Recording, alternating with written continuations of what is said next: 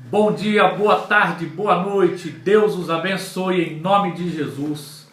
O meu nome é Robson e eu venho compartilhar uma palavra da parte de Deus para a edificação da tua vida. Que Deus lhe abençoe, abençoe tua casa e tua família. E nós precisamos muito nesse momento de fé, de sabedoria e de perseverança no Senhor. Eu quero compartilhar uma palavra que está no livro do profeta Isaías, capítulo de número 40, do versículo 12 ao versículo de número 31.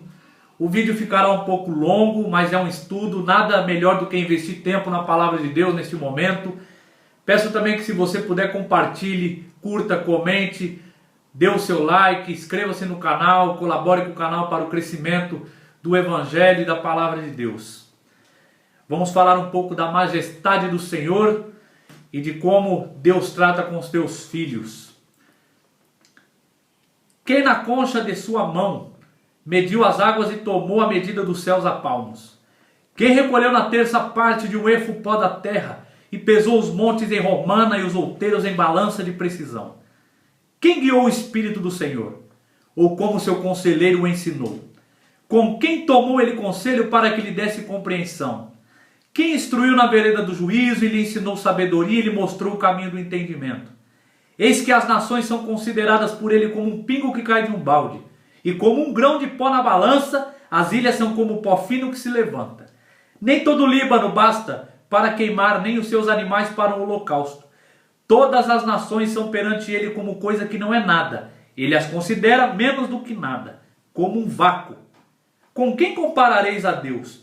Ou que coisa semelhante confrontareis com ele? O artifício funde a imagem, e o ourives cobre de ouro e cadeias de prata forja para ela. O sacerdote idólatra escolhe madeira que não se corrompe e busca um artifício perito para assentar imagem esculpida que não oscile. Acaso não sabeis? Porventura não ouvis? Não vos tem sido anunciado desde o princípio? Ou não atentastes para os fundamentos da terra? Ele é o que está sentado sobre a redondeza da terra, cujos moradores são como gafanhotos. É ele quem estende os céus como cortina e os desenrola como tenda para neles habitar.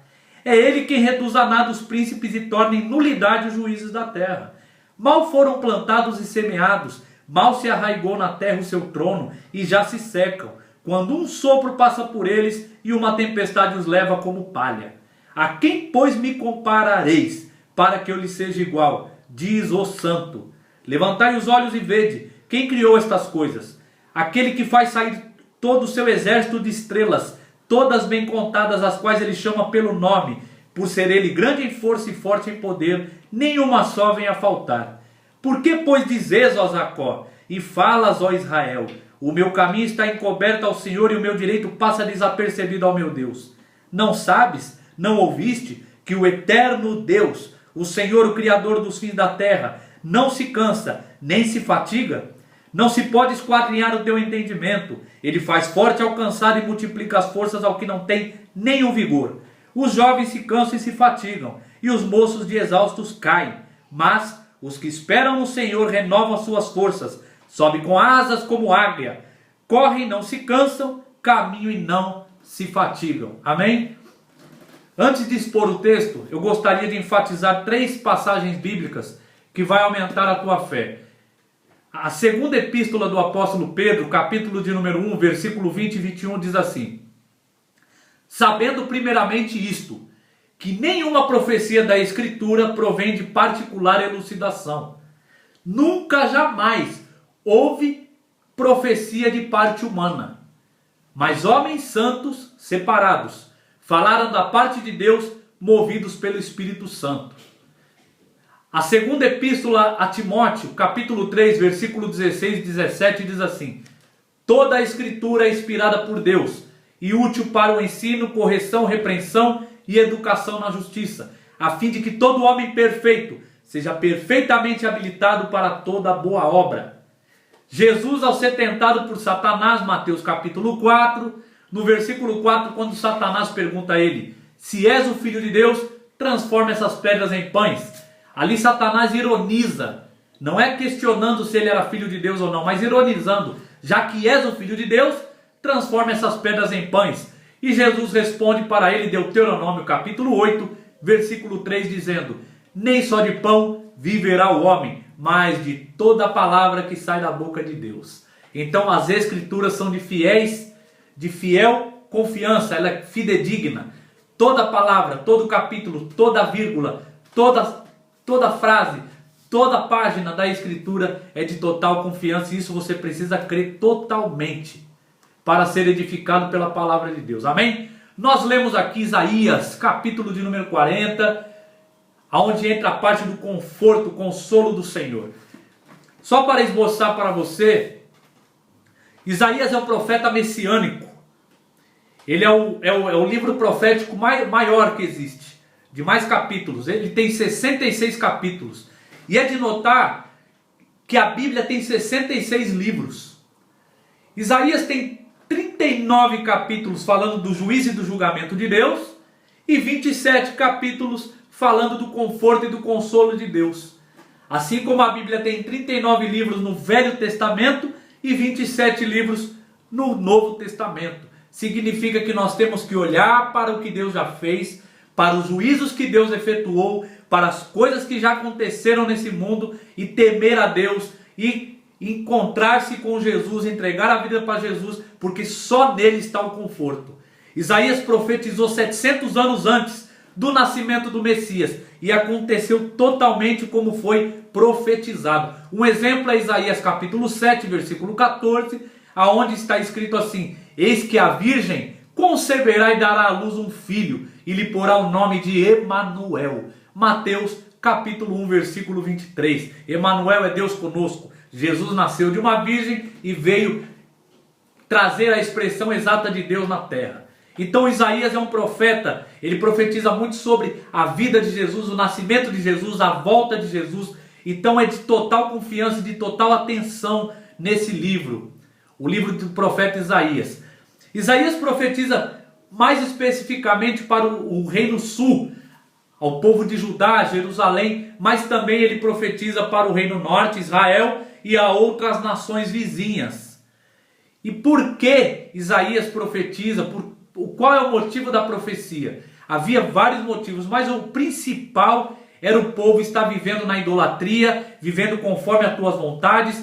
Depois da monarquia unida, depois do reino de Saul, depois de Davi, depois de Salomão, o reino se divide. Fica as duas tribos, Benjamim e Judá no reino sul, junto com os levitas que faziam parte do templo, que eram aqueles que cuidavam do templo. O templo estava em Jerusalém. E o reino norte fica com as outras 10 tribos restantes. Roboão, filho de Salomão, fica com o reino sul. E Jeroboão, filho de Nebate, fica com o reino norte. Jeroboão edifica nas duas capitais religiosas 2 bezerros de ouro. Na capital de Dan e na capital de Betel. Então ali começa a idolatria influenciada pelos assírios. Então o povo adora a Deus, mas também adora outros deuses, e aquilo é ira para o Senhor, aquilo causa a ira, e o Senhor anuncia o julgamento. Porque o que o profeta faz? O profeta não é um adivinho, o profeta ele não fica adivinhando, ele não trata de teorias. O profeta ele trata da verdade, é aquilo que, como Deus está vendo a situação. Não é como eu vejo, como você vê, como o povo vê, mas como Deus vê. A visão teocêntrica, a visão baseada na visão de Deus. Como que Deus está vendo a situação? Então o povo estava confortável, o povo estava bem economicamente, bem pacificamente, havia paz entre as fronteiras, mas Isaías anuncia um julgamento, anuncia que o povo de Israel ia ser levado pelos assírios. Ele começa a profetizar pouco tempo antes. Os assírios tomaram Israel em 722 a.C. e a Babilônia toma o reino sul 586, liderada pelo rei Nabucodonosor. 586 a.C. toma o povo do sul. Então o povo estava muito acomodado, o povo estava vivendo da tua maneira, o povo estava idolatrando, o povo estava na imoralidade e achando que estava desapercebido aos olhos de Deus. Não é diferente de hoje. Não é diferente de hoje. Isaías traz a mensagem anunciando ao povo que haveria sim um julgamento, haveria um juízo, e o povo precisava aprender que Deus ele é soberano sobre todas as nações, e a partir do momento que o povo fosse levado cativo, eles não depositaram o poder nos povos vizinhos, mas sim no poder de Deus, que era uma permissão de Deus eles serem levados cativos para aprender, porque Deus disciplina o filho a quem ama. Pois você lê Hebreus capítulo 12, que está falando da disciplina do Senhor. Se Deus disciplina é porque Ele ama. E nós estamos vendo através do coronavírus uma grande disciplina, porque nós estávamos vivendo conforme nossos próprios olhos. Tudo normal, todo mundo fazendo o que bem acha certo, nas suas imoralidades, nos seus costumes, nas suas idolatrias, e estava tudo muito pacífico. E agora é um momento de temor, é um momento de temer a Deus, porque Provérbios capítulo 1, versículo 7 diz assim: o princípio da sabedoria é o temor ao Senhor, mas os loucos desprezam a sabedoria e o ensino. Ora, nós estávamos vindo desprezando o Senhor. Uma fé barata, uma fé rasa, dizendo que cremos em Deus, mas vivendo da maneira totalmente contrária. É importante eu e você entender que a fé testifica a gente diante de Deus e as obras nos testificam diante dos homens. Se eu professo uma fé num Deus soberano, no qual nós lemos aqui, eu tenho que proclamar essa fé nas minhas atitudes e não só nas minhas palavras. Por isso que Jesus disse em Mateus capítulo 5, versículo 16, ele diz aos seus discípulos: para que brilhe as vossas luzes diante dos homens, e eles vejam as vossas boas obras, e glorificam o vosso Pai que está nos céus. Então, através da nossa vida, da nossa atitude, do nosso comportamento, é que as pessoas vão atentar os olhos para Deus e seguir o exemplo, porque Jesus liderou pelo exemplo. Então o profeta ele traz essa mensagem. Não é teoria, é a verdade. Não existe em cima do muro. Ou é certo ou é errado, ou é sim ou é não. Ou é céu ou é inferno.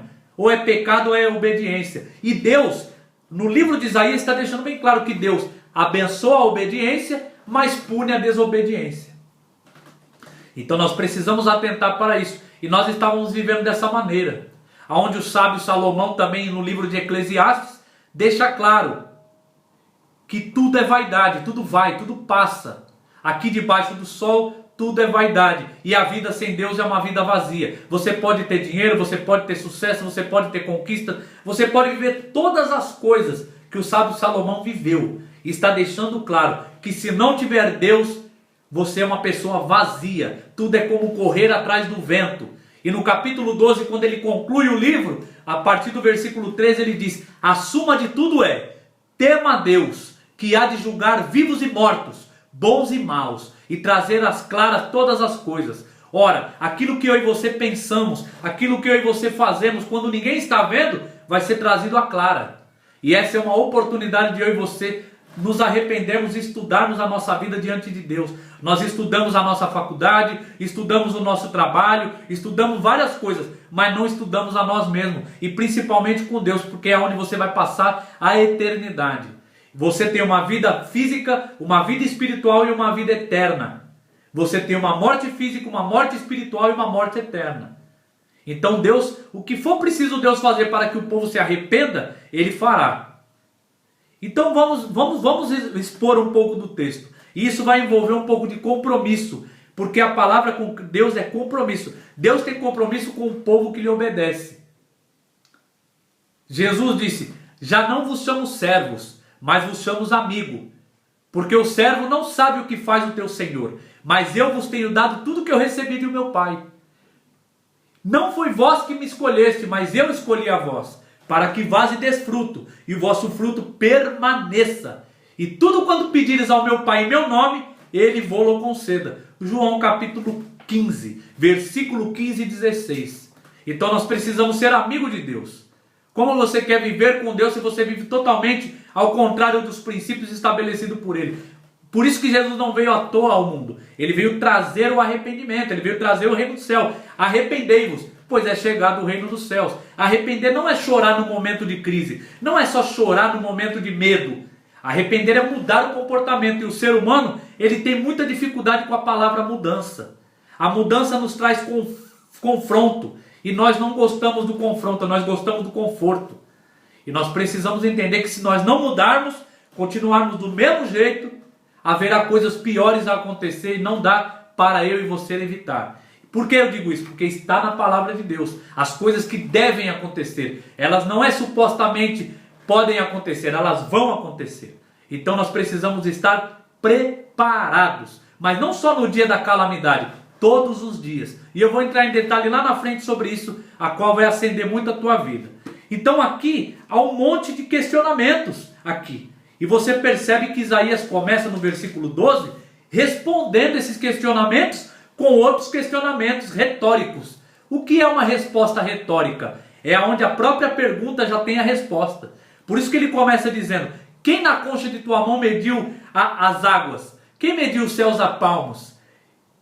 Quem pode dar conselho ao Espírito do Senhor? Quem pode dar entendimento a ele?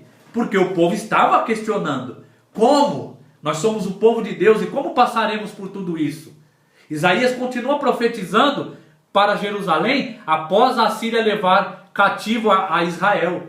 E o povo questiona: por que Deus nos abandonaste? Cadê o nosso Deus? Cadê a soberania dele? Será que ele está vendo a nossa situação? E aí estão as respostas. Ele mediu os céus a palmos. Ele pegou o mar na concha de tua mão. Ele é o Criador e não é a criatura. Mas nós tratamos o nosso Deus como a criatura e não como o Criador. Nós diminuímos o nosso Deus, esse soberano Deus. É claro que a linguagem profética é uma linguagem onde você não entende como se lê. Mas aqui está mostrando a majestade de Deus, a tua grandeza, o teu domínio. Você sabia que nada pode ser feito antes de ser criado? Por isso que ele é o Criador e é o único que merece adoração. Por isso que Timóteo, primeira epístola de Timóteo, capítulo 2, versículo 5 diz: há um só Deus e um só mediador entre Deus e os homens, Jesus Cristo. Então por isso que Jesus disse: eu sou o caminho, a verdade e a vida. Ninguém vai ao Pai a não ser por mim. É definido, ele falou definindo, ele não disse que ele era um dos caminhos e uma das verdades e uma das vidas. Ele disse: eu sou o caminho, a verdade e a vida. E ninguém vai ao Pai a não ser por mim. Por isso que Jesus disse: eu e o Pai somos um. Quem vê a mim vê o Pai. Quem vê a mim vê aquele que me enviou. Justamente para nós compreendermos que não há outro Deus, não há outro nome, não há outro poder, só Ele. A roupa que eu estou usando, ela foi feita, mas antes dela ser feita, ela precisou ser criada. Deus criou o algodão, Ele produziu, Ele fez. Então não posso dar glória para outras coisas ou pessoas, ou o que quer que seja. Só Deus merece a glória, porque nada pode ser feito antes de ser criado. E só Ele é o Criador, Ele é o que cria, Ele é o autoexistente, Ele sempre existiu, Ele criou. Então vamos adiante.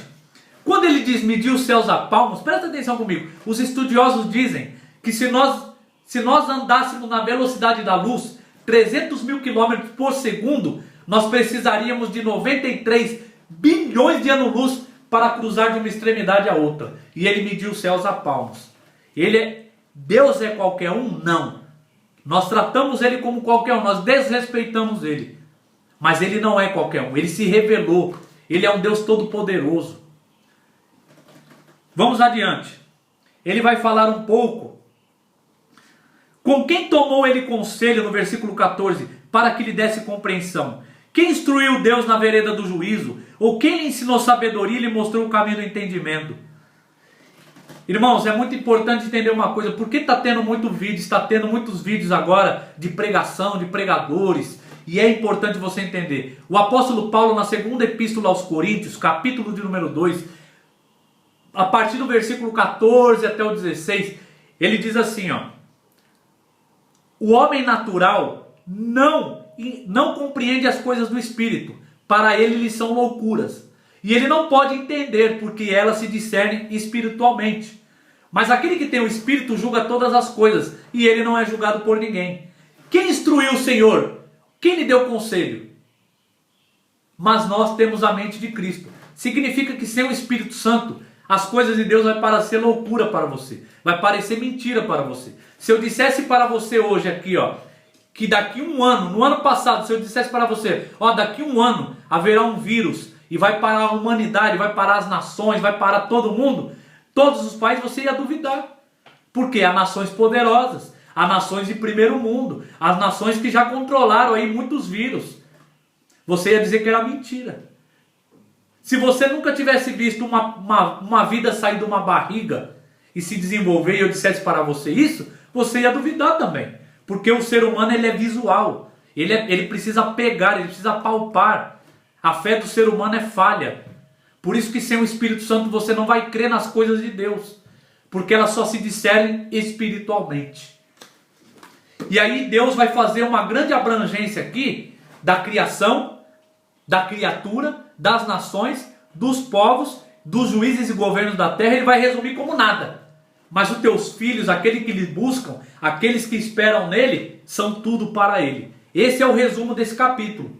Aonde você tem conforto, aonde você tem consolo, é nas mãos de Deus, é nas asas de Deus.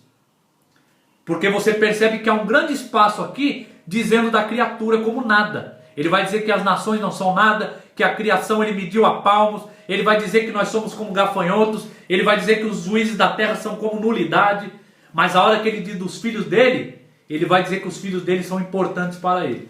Por isso que nós precisamos se tornar filhos de Deus e não ser só criaturas de Deus. Espero que você compreenda. Vamos adiante aqui. Nem todo o Líbano basta para queimar, nem os seus animais para um holocausto. Versículo 16. Por que ele está dizendo isso? Porque tanto em Israel, mais provavelmente em Israel do que em Jerusalém. Jerusalém ainda ficou um tempo adorando a Deus de uma maneira correta, através de alguns reis que se levantaram ali tementes. Mas muitos outros não. Muitos outros também eram maus, faziam o que era mal perante aos olhos do Senhor. Teve reis ali que fizeram coisas pior do que o povo que não servia a Deus. Então aqui o povo fazia muito holocausto, fazia muito sacrifício e pensava que agradava a Deus. E ele está dizendo aqui, ó, nem todo o Líbano, que era uma vasta floresta, nem todo o Líbano basta para queimar, nem os seus animais, nem aqueles animais vastos ali bastava para o holocausto. Você não faz boa obra para ser salvo. Você é salvo e faz boa obra. Obedecer é melhor do que sacrificar. O rei Saul foi rejeitado por Deus porque ele sacrificou e não obedeceu. Deus quer a sua obediência e não o teu sacrifício. Porque o sacrifício perfeito Jesus já fez por mim e por você. Não tem como você se justificar diante de Deus a não ser pelo sacrifício de Jesus. Só há um mediador entre Deus e os homens, Jesus Cristo. Não há quem possa te justificar, só Jesus Cristo. Então o rei Saul, na época que ele era rei, ele desobedeceu a Deus. Ele obedeceu parcialmente. E o profeta Samuel disse para ele: obedecer é melhor do que sacrificar, e atender é melhor do que oferecer holocaustos. Por quê? Porque a rebeldia é como o pecado da feitiçaria. É abominável aos olhos de Deus. Então é importante entender isso, porque na Bíblia não existe obediência parcial. Não existe assim, eu obedeço nessa área que é mais conveniente para mim, mas aquela eu finjo que não vejo. Ou então eu me atento para essa leitura que é mais específica, é melhor para mim, mas aquela mais dura, mais severa eu passo desapercebido. Desobediência para Deus é obediência parcial. Eu preciso obedecer verdadeiramente. Se Deus diz na palavra dele, seja fiel, eu preciso ser fiel em todas as áreas, não ser fiel aonde me convém somente. Isso entra para todos os atributos, todas as características. Por isso que meia verdade na Bíblia é mentira. Não existe meia verdade aqui. Eu não posso pegar um versículo isolado, sair do contexto e lhe dizer como se fosse uma verdade. Eu preciso lhe contar o contexto. Porque meia verdade, embora eu esteja falando da Bíblia, meia verdade é mentira. Foi o que Satanás, tentando a Jesus, também usou o Salmo 91 pela metade. E ali Jesus respondeu para ele: não tentarás o Senhor teu Deus. Por isso que a sabedoria anda junto com a fé. E a fé anda junto com a sabedoria, de mãos dadas. Não existe fé sem sabedoria. A fé caminha junto com a prudência. Por isso que obedecer é melhor do que sacrificar. E eu e você precisamos aprender a obedecer ao Senhor.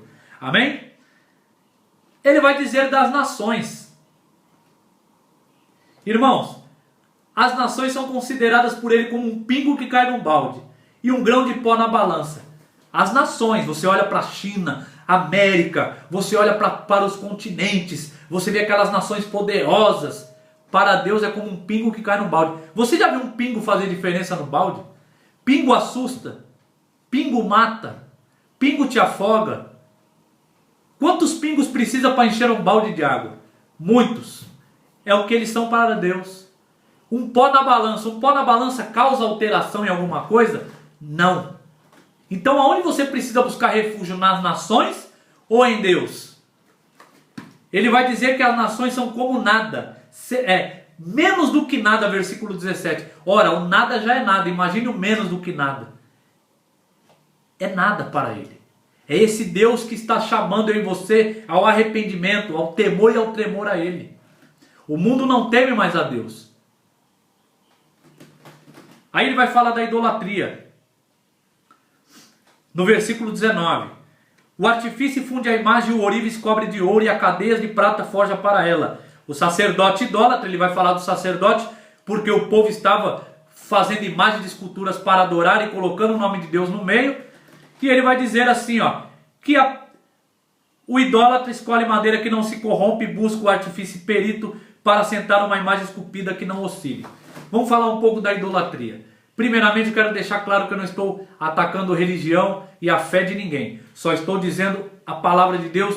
Isso cabe a você meditar com Deus, orar para Ele e que Ele trate de você. Por quê? Essa palavra que eu estou falando são palavras de medicina. É uma palavra para fazer bem para você e não fazer mal. Eu não estou aqui lhe acusando. Até porque eu fui idólatra por 26 anos e fui bem idólatra e a graça de Deus me alcançou e me libertou. Então eu não posso me achar melhor do que ninguém e nem acusar a ninguém. Eu só preciso levar a verdade adiante porque é importante. Uma das coisas que Deus abomina é a idolatria. É a idolatria porque a idolatria, o apóstolo Paulo diz que a imagem de escultura em si não é nada, mas por trás dela há demônios. E o que os demônios fazem? Pelo menos 3 coisas. Eles cancelam o sacrifício de Cristo. Eles afirmam que o sacrifício de Cristo não é o sacrifício perfeito, precisa de algo a mais. E você precisa de intermediários, precisa falar com alguém a mais do que Jesus para te levar até Deus. E Jesus disse em João capítulo 14, versículo 6, que Ele é o único caminho, a verdade e a vida, e ninguém vai ao Pai a não ser por Ele. Nem para anjos você deve orar. Anjos são mensageiros de Deus e trabalham conforme a ordem de Deus. Então anjos também não devem ser adorados. O apóstolo João em Apocalipse capítulo 19, capítulo 22, quando ele se prostra para o anjo repreende a ele e diz: não adore a mim, adore a Deus. Eu sou conservo como você. Então isso é importante. A idolatria é um pecado porque Satanás ele age por trás disso. Cancelando o sacrifício perfeito de Jesus, ele também diz que você precisa fazer algo para Deus, ajudar a Deus, fazer obras para Deus. Eu já lhe disse, você não é salvo pelas boas obras, você faz boas obras porque é salvo. Não é as suas boas obras que lhe salvam, mas é a salvação que faz você ter boas obras. E outra coisa que Satanás usa também através da idolatria é você ter a legalidade. Aquilo que Deus estabeleceu como verdade, aquilo que Deus estabeleceu como princípio, Satanás usando a idolatria, usando a religião, coloca na tua mente que não precisa, que não é desse jeito. Como Satanás fez com Eva no primeiro pecado. Foi uma vez que pecaram e caiu. O dia mais cinzento da Bíblia está em Gênesis capítulo 3. O homem tinha uma vida maravilhosa, com um relacionamento íntimo com Deus, tinha tudo agradável aos seus olhos, e por causa da tentação, do pecado, da idolatria, o mundo entrou nesse colapso da morte. E Jesus veio nos libertar. Então Satanás diz que Deus é mentiroso. Aquilo que Deus estabelece como verdade, Satanás vem para você e diz que é mentira, diz que não é desse jeito, diz que é passado, e a palavra de Deus ela não muda, ela era, é e há de vir. Jesus disse em Mateus capítulo 24, versículo 35, passarão os céus e a terra, mas as minhas palavras não passarão. Então Satanás ele usa da idolatria para lubrificar, cegar os teus olhos de não enxergar o verdadeiro evangelho, a verdadeira graça de Deus, que é só por Deus. Você não chega a Deus. Por mais que eu e você subisse na mais alta montanha para alcançar a Deus, podia subir o homem mais rico, mais poderoso, o que pula mais alto, ninguém alcançaria o céu. Precisa do céu nos alcançar. Então Satanás ele usa da idolatria por isso. E outra coisa, Deus nos deu o fôlego de vida. Ele soprou nas narinas do homem o fôlego de vida. Sem o Espírito você não é nada. Você não pega o ar, você não vê o ar, mas não vive sem ele. Então a mesma coisa, você não vive sem Deus. O peixe não vive sem a água vive sem o peixe. Só que na água o peixe é livre para nadar, fora da água o peixe morre. A árvore não vive sem o solo vive sem a árvore. Só que no solo a árvore produz folhas e frutos. Assim somos eu e você.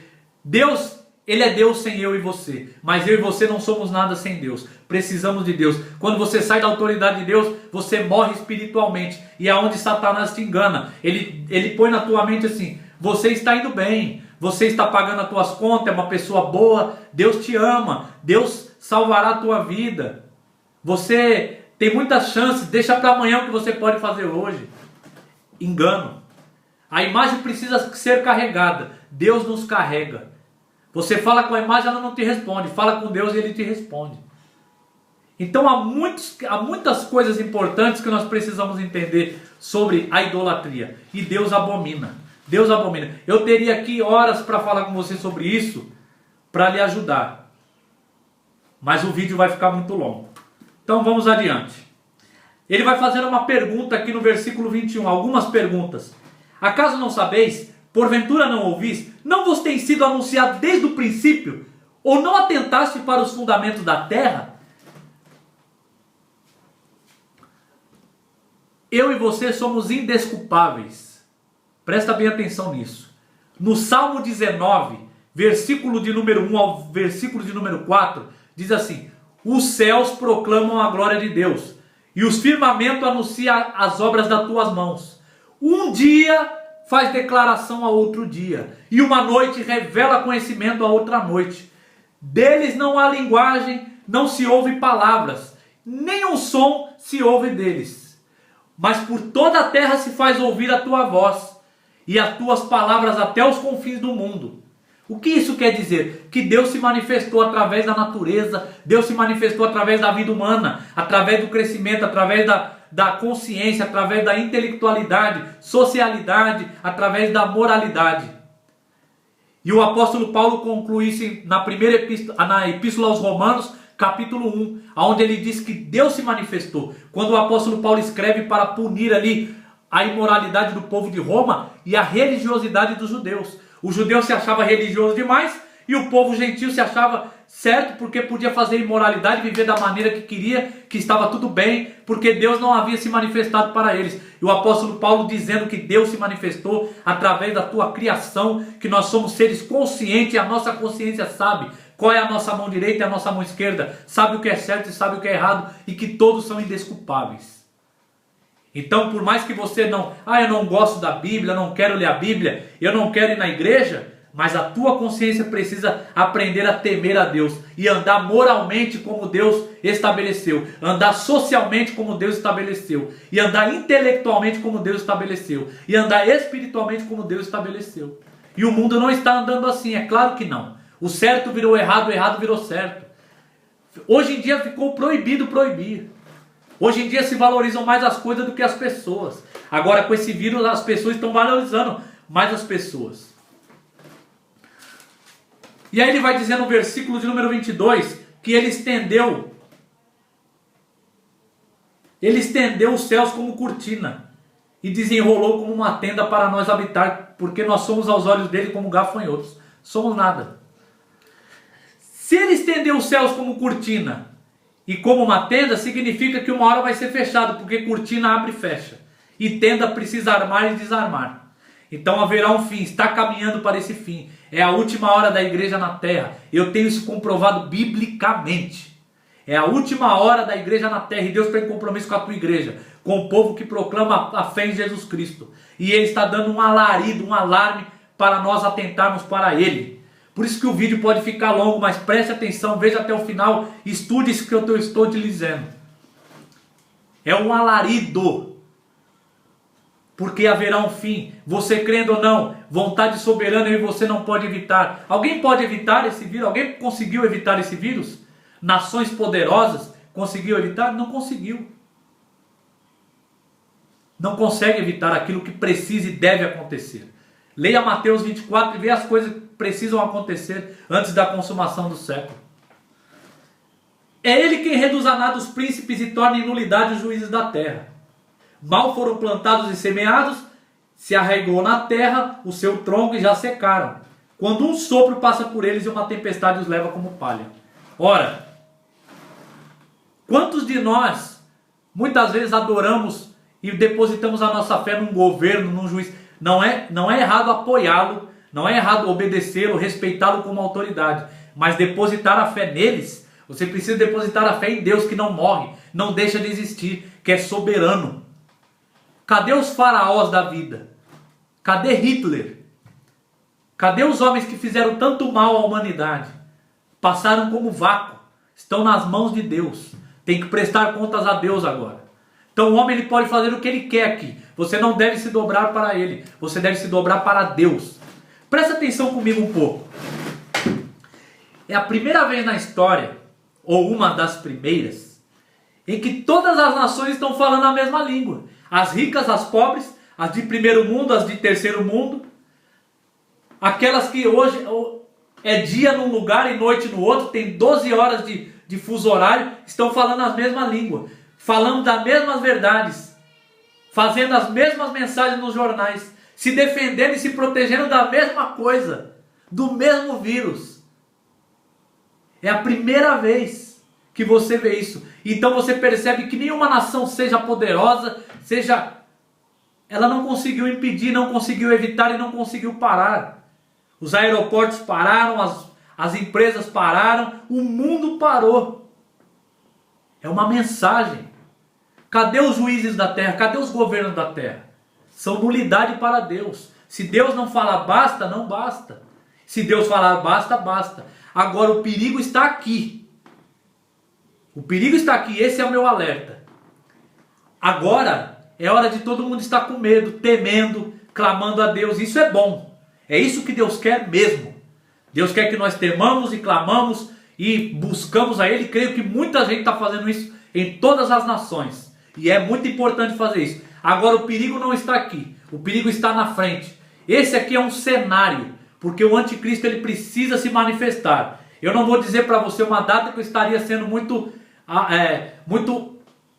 presunçoso aqui. Mas ele há de se manifestar. E isso é um cenário para ele. Ele vai se manifestar e vai trazer uma moeda global, vai trazer uma liderança global. Alguns países vão ser contra e alguns países vão ser a favor e vão se unir a ele. E ele se manifestará. Só que o perigo está aí, porque haverá um tempo de paz, haverá um tempo de justiça e de igualdade superficial. E é onde a igreja pode adormecer, é onde esse temor pode passar desapercebido, é onde o coronavírus pode nem trazer a nossa memória mais. E é onde muitos estavam desapercebidos, onde Mateus capítulo 25, quando tem a parábola das 10 virgens, elas estavam adormecidas. Não era só as loucas que estavam adormecidas, as prudentes também. Só que as prudentes foram lá e pegaram o teu óleo. O apóstolo Paulo em 1 Tessalonicenses, no capítulo 5 ou no fim do capítulo 4, não me lembro, que ele diz assim, ó: quando estiverem em paz e segurança, virá grande destruição. Aí é que está o perigo. Na hora do conforto, na hora da paz, na hora da harmonia, na hora do bem-estar, o ser humano se esquece de Deus.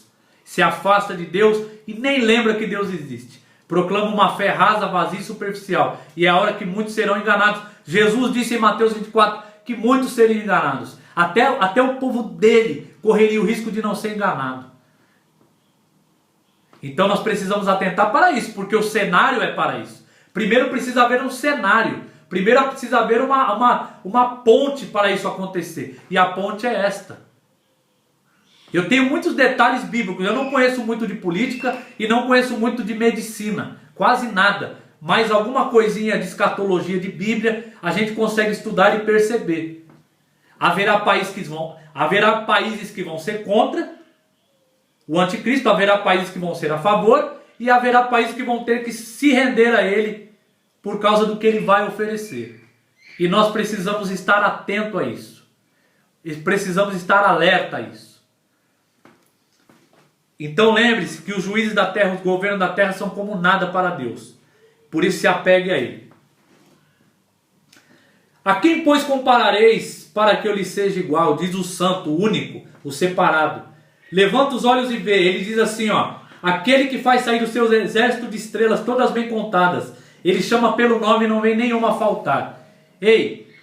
Os estudiosos dizem que há mais estrelas no firmamento do que areia na praia do mar. dos mares. E nenhuma vem a faltar quando ele chama pelo nome. Ele tem controle e conhecimento, ele sabe tudo que lhe pertence. Nada passa desapercebido ao olho de Deus. E é aonde aqui ele vai dizer, ó. Porque diz Jacó e fala de Israel, o povo de Deus, o meu direito passa desapercebido ao meu Deus. O meu caminho está encoberto ao Senhor. Aqui ele está dizendo que Deus não está atentando para a sua dor e também não está dando aquilo que lhe é de direito. Porque quando ele diz, o meu caminho está encoberto e o meu direito passa desapercebido ao meu Deus. Às vezes eu e você está fazendo essa pergunta agora. Ô meu Senhor, não está vendo isso? Está desapercebido do que está acontecendo? Cadê o nosso direito? Cadê a tua palavra se cumprindo? Cadê a promessa? E aí Deus vai responder assim, ó. Não sabes, não ouviste? O eterno Deus, o Senhor, o Criador dos fins da terra, não se cansa nem se fatiga, e não se pode esquadrinhar o teu entendimento. Você não pode esquadrinhar o entendimento de Deus, como Deus trabalha. Ele usou as coisas fracas para confundir as fortes. Ele usou as coisas loucas para confundir as sábias. Ele usou as coisas rejeitadas, as que não são, para confundir as que são, para que ninguém se glorie na presença de Deus. 1 Coríntios capítulo 1, versículos 26, 27. Agora presta atenção, o descansar de Deus não é inatividade. Deus não para de trabalhar. Jesus disse em João capítulo 5, versículo 17, o meu Pai trabalha até agora e por isso eu também trabalho. Vamos adiantar um pouco o texto aqui. Ele faz forte alcançar e multiplica as forças de quem não tem nenhum vigor. Nenhum vigor. Se você está sem nenhum vigor agora, ele multiplica as tuas forças e ele faz você se levantar. Os jovens se cansam e se fatigam, e os moços de exaustos caem. Ora, aqui não está escrito os idosos cansam e se fatigam, e de exaustos caem. Está escrito os jovens, os moços. Não é isso que eu e você vemos agora? Quantos jovens hoje se suicidam? Não é muitos idosos que se suicidam, é mais a juventude. Sim ou não? Quem anda mais cansado hoje? Os jovens. Quem anda mais perturbado hoje? Os jovens. Por quê? Porque não conhecem a Deus. Estão distraídos com muitas coisas, mas não se atentam para Deus. Estão distraídos, gastando tempo naquilo que não é do alto. Por isso que estão cansados e sobrecarregados. Tem detalhes importantes para a tua vida aqui. Internet, celular é importante, mas você tem que dominá-lo e não ser dominado por eles. Você domina a internet ou ela te domina? Deus criou nós para dominarmos. Quando ele fez o homem tua imagem e semelhança, ele diz que tenha domínio sobre os peixes do mar, aves do céu, animais da terra e tenha domínio sobre toda a terra. O homem quis dominar outro ser humano e passou a ser escravo daquilo que Deus pediu para ele dominar. Então o jovem hoje passou a ser escravo. Nós somos escravos daquilo que Deus deu para nós dominarmos. Aí entra a idolatria de novo. Você coloca um animal para reger o teu futuro. Você se prostra a um animal, uma imagem ou a algo para reger os teus dias, reger a tua vida física, a tua saúde, tuas finanças.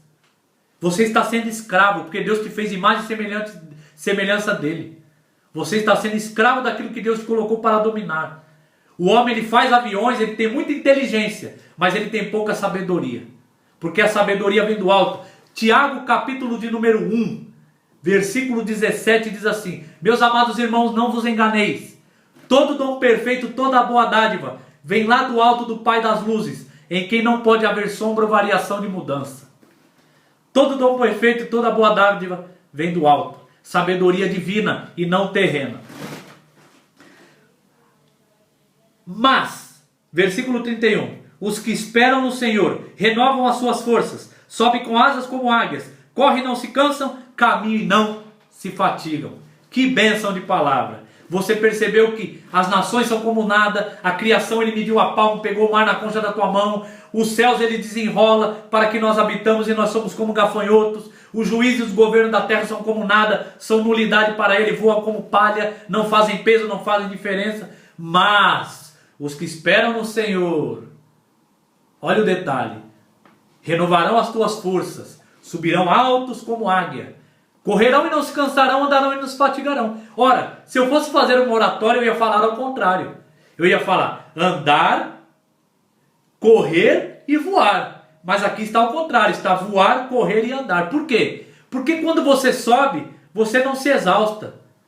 Você nem percebe, você está em vigor, você está bem. Quando você corre também não, você está cheio de energia. Quando você caminha, a rotina do dia a dia, a vida diária traz cansaço, traz fadiga. É o que o sábio Salomão diz em Eclesiastes.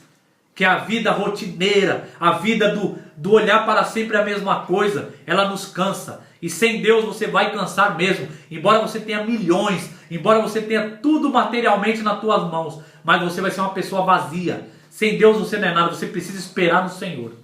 E esperar aqui é esperançar. Não é esperar sentado numa cadeira. Esperançar. A esperança é aquilo que não se vê. O apóstolo Paulo disse, ora, a esperança que se vê não é esperança. Romanos capítulo 8, versículo 24. Mas o que não vemos, esperamos e com paciência aguardamos. Então a esperança viva, convicta, não importa o que está acontecendo no mundo, nós temos que ser luz nesse mundo, nesse momento de aflição, mas esperançar em Deus, o nosso galardoador, aquele que nos faz voar altos como águia, andar, correr e não se cansar, andar e não se fatigar. Se você está cansado, se você está exausto, busque o Senhor, clame a Ele, fale com Ele, busque pessoas que lhe ensinem sobre Ele. Ele é esse Deus poderoso. O que nós vimos aqui nesse texto? Nós vimos um Deus inabalável, inatingível, inalcançável, inquestionável. E esse Deus, o que nós vimos mais sobre Ele? Ele não se importa comigo e com você? Se importa. Ele dá força ao cansado, revigora aquele que não tem nenhum vigor. O que eu vi nesse texto também? Não há nada grande que Deus não possa fazer, e não há nada pequeno que Ele não possa se importar. O que eu vi nesse texto também? Que o remédio remedia, mas só Deus cura. E o que eu vi nesse texto também? Que a coisa que eu e você não podemos impedir, mas podemos estar preparados. Aonde? Na mão do Senhor, nas asas do Senhor. Aquele que revigora, aquele que regenera, aquele que reaviva. Deus é perito em renovar. Deus é perito em renovar, em reiniciar, em dar reinício na tua vida. A Bíblia é cheia de renovo, a Bíblia é cheia de reinício. Por isso que esse texto para frente fala do consolo, fala do conforto. Não importa o que você fez no passado, quem você era, importa quem você pode se tornar agora em Deus, na vontade dEle, na palavra dEle. Você precisa só se dar o direito, parar de olhar para o lado, para as opiniões, para o negativismo e buscar a Deus, esse Deus verdadeiro aqui, um Deus onipotente, onipresente, onisciente.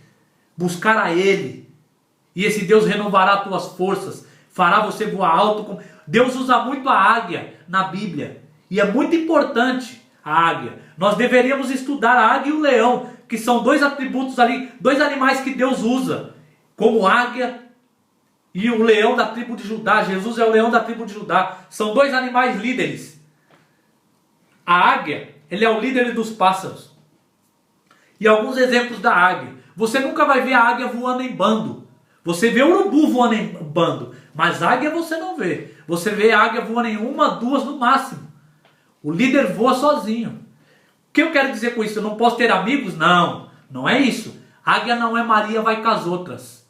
A águia sabe quem ela é, da onde ela veio, para onde ela vai, por que ela está aqui. A águia tem identidade. Ela não é um pássaro que voa em qualquer bando. Ela voa para onde ela tem que voar e o que ela tem que fazer. Outro atributo da águia importante, a águia não come carniça, ela come as melhores caças. Por quê? Porque a águia não olha o problema só do chão. Ela olha o problema em várias dimensões. Ela olha para o problema, ela olha para os lados e ela olha para o horizonte. Ela olha para frente. É o que eu e você temos que fazer. Sair do problema, olhar para o problema, é claro, ser realista, não deixar de olhar o problema, olhar para os lados à nossa volta e olhar para o horizonte, olhar para frente. Você sabia que a águia ela não foge da tempestade? Ela enfrenta a tempestade e voa mais alto que a tempestade? Então, quantas vezes eu e você fugimos da tempestade? E você não pode fugir de problemas, você deve enfrentá-los. Não é fugindo de problemas que você vai deixar de tê-los. Aí você vai ter mais do que você já tem. A águia ela luta com a caça no campo de batalha dela e não no campo de batalha do inimigo. Se a águia pegar uma serpente, ela não vai lutar com a serpente no chão. Ela vai levar a serpente para o alto. Por quê? Porque ela luta no campo de batalha dela. Aonde eu e você estamos lutando? Estamos lutando com a carne? Com a boca? Com a força humana? Com a habilidade humana? Você viu que aqui não trata de habilidade humana. Trata do poder de Deus. Então a minha batalha Não, eu não luto contra carne e sangue, eu luto contra principados e potestades. O apóstolo Paulo diz na segunda epístola aos Coríntios, capítulo 10, versículo 4, se eu não me engano, ele diz que as armas da nossa milícia não são carnais, mas poderosas em Deus, para destruir fortalezas e anular nós sofisma. O que é sofisma? Sofisma é uma mentira maquiada de verdade. Eu já disse isso. Então como você confronta isso? Confrontando, xingando, debatendo? Não, só vai gastar tempo. Instrua o sábio e ele ficará mais sábio. Instrua o ignorante e arrumará um inimigo. Então as lutas são oração. A luta são meditação na palavra. Leve o inimigo para o teu campo. Leve o inimigo para o campo de batalha, do seu campo de batalha como a águia. A águia não gira em círculos como o urubu. O urubu ele gira em círculos. A águia ela voa adiante. Tem muito cristão voando em círculo. Não sai do lugar. Nós precisamos ir adiante. Quer outro atributo da águia? Ela se renova. Muitos estudiosos dizem que não é verdade. Mas a Bíblia fala sobre o renovo da águia. A águia, quando ela já está velha, ela vai ao pico do monte. Ela ali, com o teu bico, arranca tuas penas, quebra tuas unhas, quebra o teu bico. É um processo muito doloroso para ela se renovar e voltar a voo novamente. Eu e você muitas vezes precisamos se retirar. É o que está acontecendo com o coronavírus. Precisamos se retirar, estudar, se achegar a Deus, se achegar à família, ler a Bíblia, orar ao Senhor, procurar conhecê-lo, para poder voar novamente, para depois, quando tiver tudo calmo, tudo em paz, o que eu e você vamos fazer? Vamos lembrar desse Deus ou vamos esquecê-lo? Ou vamos viver novamente na imoralidade, na prostituição, na mentira, na idolatria e esperar vir novas coisas acontecer, porque elas vão acontecer, você não vai impedir, e clamar a Deus novamente, viver nesse giro em círculos. Não faça isso. Que essa palavra lhe abençoe. Eu podia ir muito mais adiante aqui, mas é uma palavra de vigor, de vitória, é uma palavra viva, ela é bíblica, ela é teológica. Eu não estou falando aqui teorias para você, estou falando da verdade. É um Deus que não se cansa, um Deus que não se fatiga, um Deus que cuida do teu povo, um Deus que abençoa os teus filhos, um Deus que renova as tuas forças, um Deus que faz você voar alto como águia, correr e não se cansar, andar e não se fatigar, você vai ter perspectiva de vida, você vai olhar adiante, você vai olhar para frente, você vai andar todos os dias com o objetivo de ajudar, de fazer algo, de acender a luz na vida das pessoas. Sem esse Deus, tua vida será vazia. Sem esse Deus, você vai ficar depressivo, desanimado e desapercebido. Mas com esse Deus, você pode tudo, inclusive ajudar outras pessoas. Então larga o teu orgulho, jogue de fora. Nesse momento de coronavírus, jogue o teu orgulho, a tua vaidade fora. Perdoe, faça novos amigos, abrace, ame. Abrace os seus na tua casa, não abrace os outros fora, porque agora não é momento disso. Mas quando voltar, abrace, ame, pare de usar as coisas, use as coisas e valorize as pessoas. Pare de valorizar as coisas e usar as pessoas. Vamos mudar esse trajeto. Amém? Que Deus lhe abençoe poderosamente. Curta o vídeo, compartilhe, comente, se inscreva no canal e que a tua casa seja edificada pelo poder desse Deus majestoso.